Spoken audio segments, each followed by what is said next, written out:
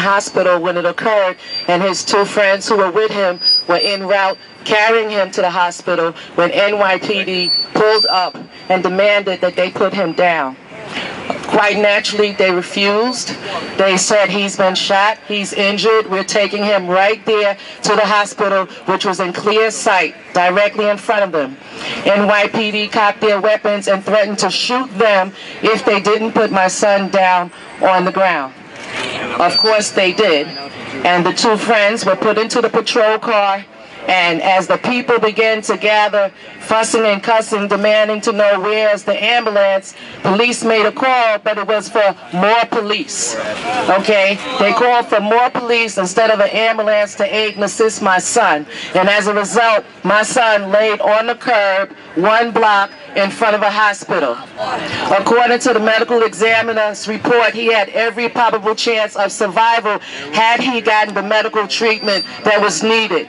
So while the mayor and the commissioner and the people of this community insist on the need of police in the name of solving crime and preventing crime and protecting and serving, my son needed assistance and it was not given. The police did nothing to assist them, nor did they even help those who were trying to do so. So I'm the last person that they can convince that police are in our communities to serve and protect us.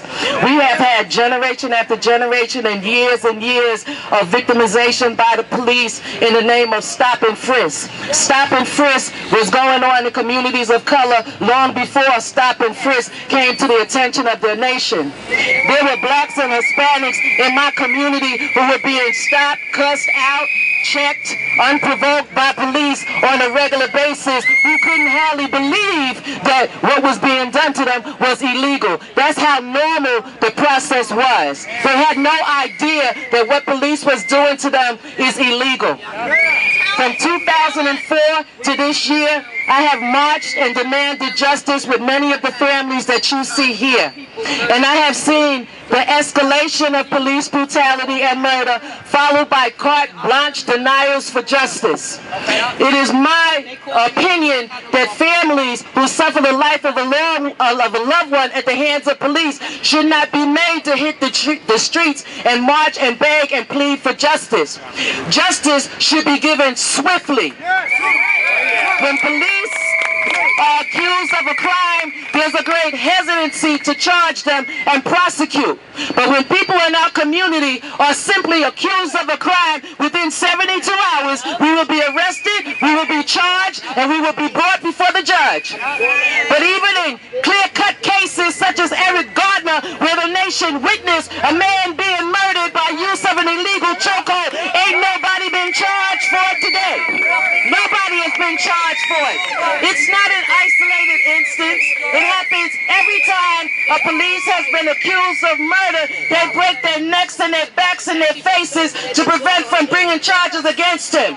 So we have a disparity in the judicial system where blacks and Hispanics are arrested and prosecuted based on an accusation alone. But when you have evidence of a murder committed by police, still no charges are formed against them. I say we need a federal prosecution against the prosecutors who refuse to prosecute police who have committed murder.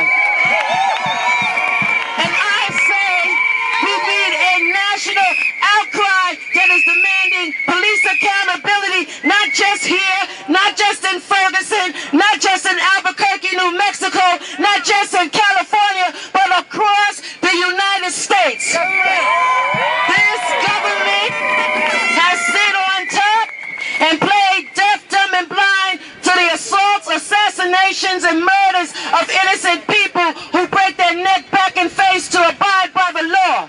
But law enforcement, who has shown total disregard for the law, has been allowed to murder and kill people with impunity. It is time that we call the United States government out on its claims, false claims of liberty and justice for all. Because when you have 2.3 million people locked up in America for 23 hours a day in solitary confinement, that is not liberty. And when you have families across the United States who are made to march and beg and plead, well, goddamn it, where's the justice? If we get the beg for it, then it can't be a land of liberty. and justice for all. We see a punishment that has been due bankers and corporations who rob, stole, and steal religiously through the people, but none of them is in jail.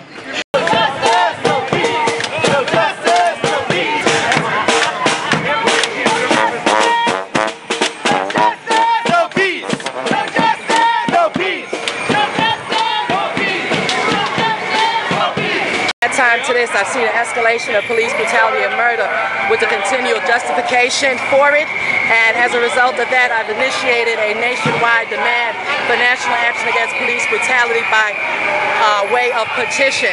To date, we have over 15,000 signatures and counting. I am convinced that nothing will change concerning this action until it is brought to the highest levels in government.